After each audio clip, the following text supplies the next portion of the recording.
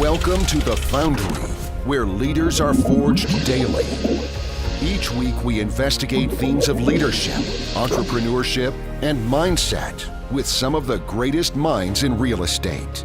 And now, the data scientist of real estate, George Roberts.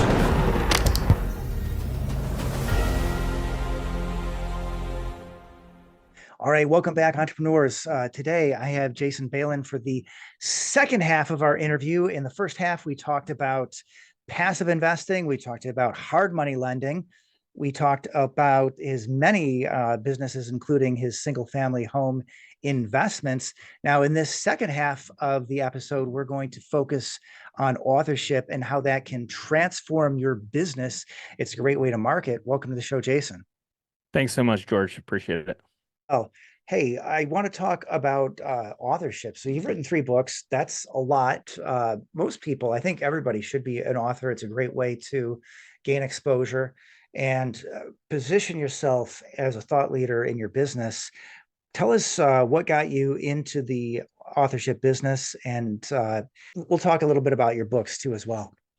So, sure. So I kind of wrote our books backwards, in hindsight, but our first book, we spent a lot of time and attention on, and it cost a decent amount of money to put the whole thing together, but it was called The Whiteboard.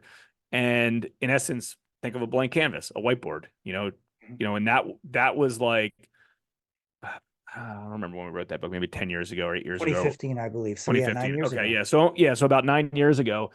And I mean, my business partner, Chris, and I literally would just come into our office, and we always have big whiteboards on our office, everywhere. And we would just like jot down ideas for growth and business and marketing and personal finance and personal development. And like, that was just very important to us.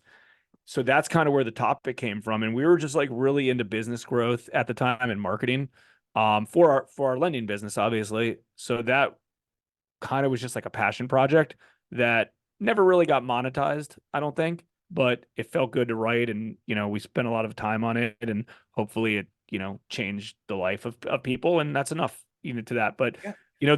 We thought at the end of we realized at the end of the book, it's like people that buy this book, like besides the book, like we don't really have anything to sell them on that. We're not doing like business coaching or business consulting or any of that stuff, but that's okay. So that was that. And then we created a book called Property Hackers, at the time. And, that was for like general real estate investors, because that was a good front door for us to get hard money loans for. Like, we've always been advocates of teaching and education in order to try to do loans for people. Like, that's our business, like doing loans. The more value I can give them, if they can use me for a loan, I'm happy. So like, we bought a lot of books and then gave them to clients. We did some like ClickFunnels marketing websites and campaigns as like a front door of like, come buy our book, free plus shipping, right? So it was a free book plus $7.95 to ship it to them. So which ends up breaking even. But we knew that anybody that bought that book is a real estate investor, and we do loans for real estate investors. So that was like kind of our setup for that. And then our last book was Hard Money Secrets, which in essence was like an underground playbook for anyone who wants to be a hard money lender. And as we've been growing this private lenders podcast and hard money mastermind group that we created, that in essence accomplished that. And that was probably the best success as well, just because it was such a niche product. And when you have like something broad, like commercial real estate, that's a broad, it's a broad topic, right? Or residential real estate.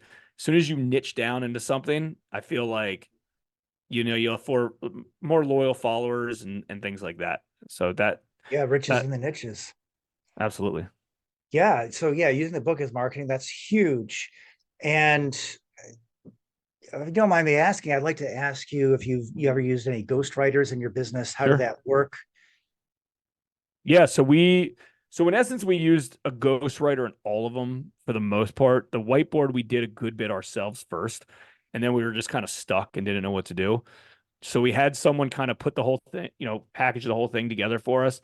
And then I was in Russell Brunson's mastermind group years ago, who founded ClickFunnels, and I met a guy who owned a book publishing and promotions company.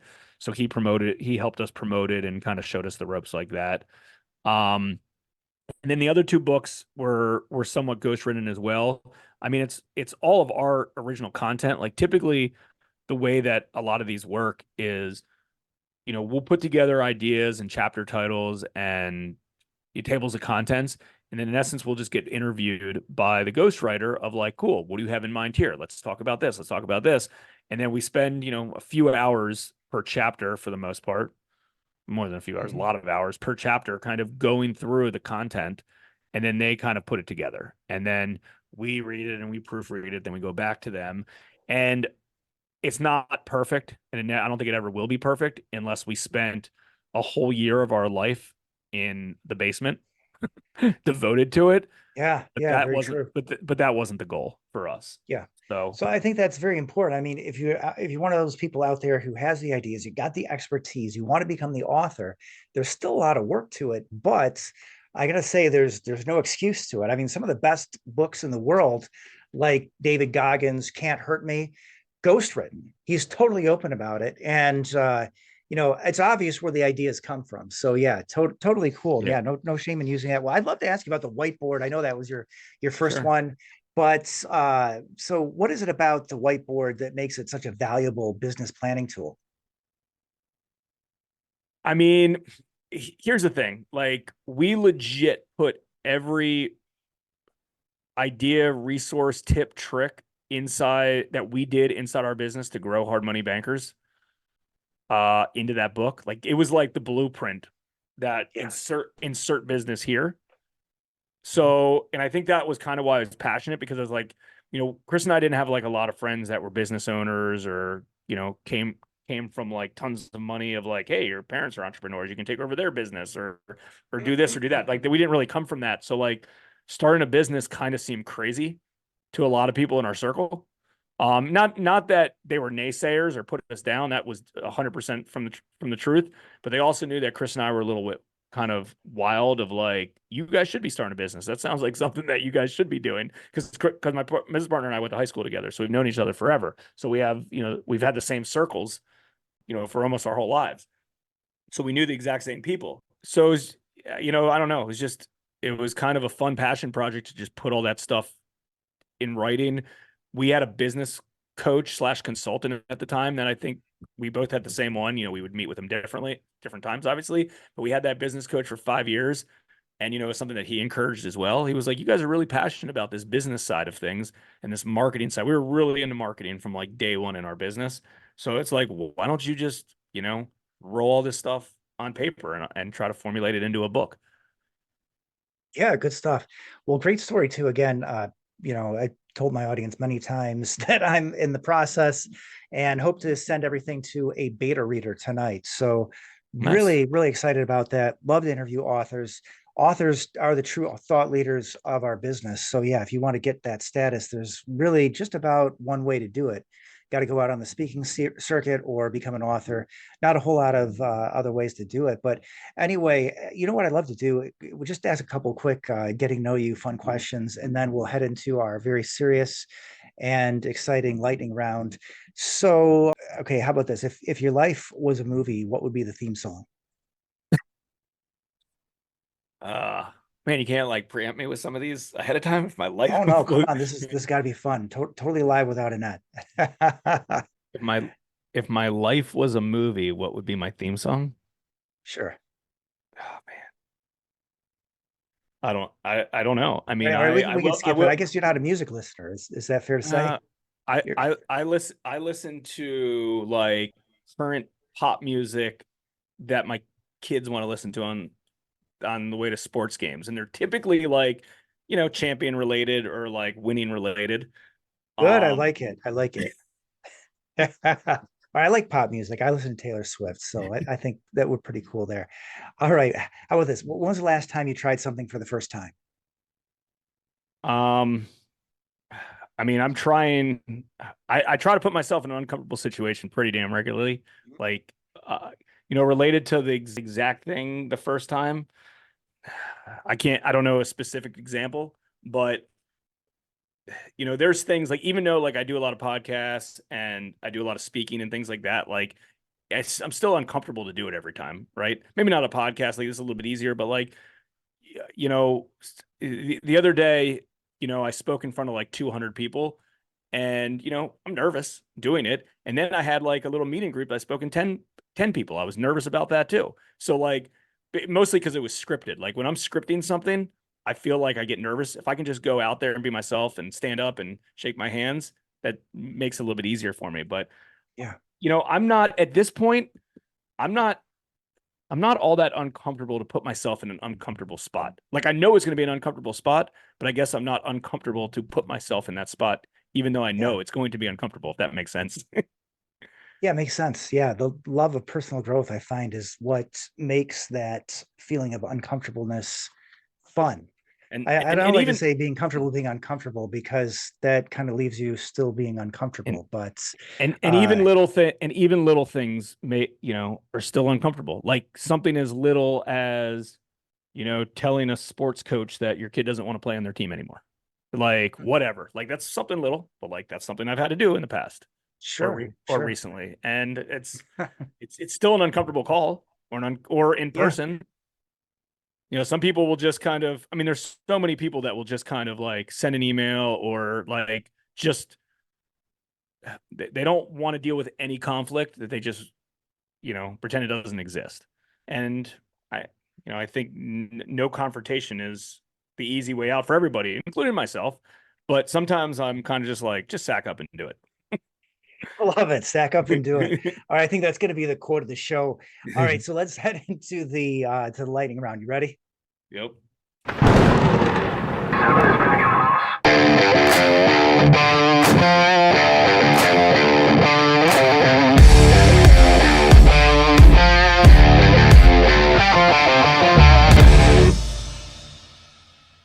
All right, let's do it, Jason. If you could be known for only one thing, what would it be?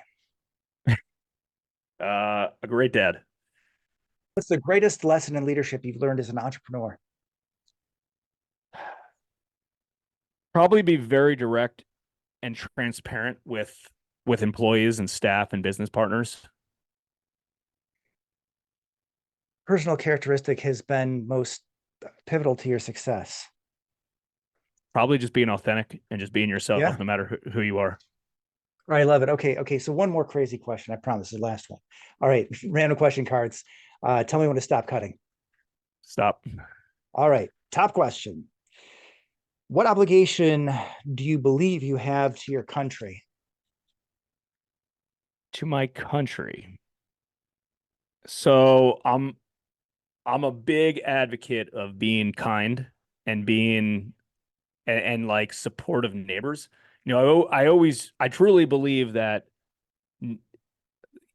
countries will survive, cities, states, counties, uh, neighborhoods will always survive, because I always believe that there's more good than bad. And although we only hear the bad things, because that's just what's out there, like bad things travel, good things go unnoticed typically, and that there's just so much more good than bad out there. I believe that, at least. So spread the good. And I think neighborhoods, because it starts into a neighborhood, right? It starts under your street, then it flows into your neighborhood. That I think, like, if you provide good inside your neighborhood and everybody in there, supplies that, it'll just spread from there. Beautiful, beautiful. So can you give us a tip or trick that investors can implement in their business today? Marketing. If you ask me like where our success came from or from the beginning, marketing. Every day I'm spending time marketing for deals. If you need to raise capital, market for capital. To be a real estate investor, it doesn't matter what niche you're in. You need capital, you need deals. Those are the only two big things. You can go get the education. You can pay for it and you get it for free on YouTube, or you can do deals and learn the education. You need to market every single day. Just remember, the most successful real estate person is not necessarily the best real estate investor. It's the one who has the best deals, who marketed and spent the time to find those deals. Yeah, love it. Can you name a book that's helped to forge you as a leader, entrepreneur, or investor, and tell us why? The Snowball, Warren Buffett, number one Yeah, book of all. Snowball, Warren Buffett. Love it. Number one book of all time. Give us a quote to forge our listeners as leaders and entrepreneurs. Quote. Man, I'd like to do a quote based on marketing. I don't know if I know an exact quote, but something simpler related. I mean, listen, marketing is number one. If you want to find good employees, you got to go market to find good employees. Everything's marketing. So maybe that's the quote. everything's marketing or marketing number one or marketing over anything. I don't know. We're huge on that. All right. I love it. I love it. Those are my best quotes. I think the ones that come off the cuff from the heart. Well, anyway, so with that, we'll wrap up our section, our trademark signature, the 7, and let everybody know, hey, if you want to find out more about Jason Balin, if you want to get one of his books, I believe they're all essentially free for less shipping. Head out to his website, which I believe is hardmoneybankers.com. That's hardmoneybankers.com. All right, excellent. And is there another or a better way to reach out to you if you got a question for Jason Balin? Sure. Just Jason@hardmoneybankers.com. Jason@hardmoneybankers.com is my email. I don't have like personal assistants that check their emails or anything. There's nobody screening us out. There's no you get to the real Jason.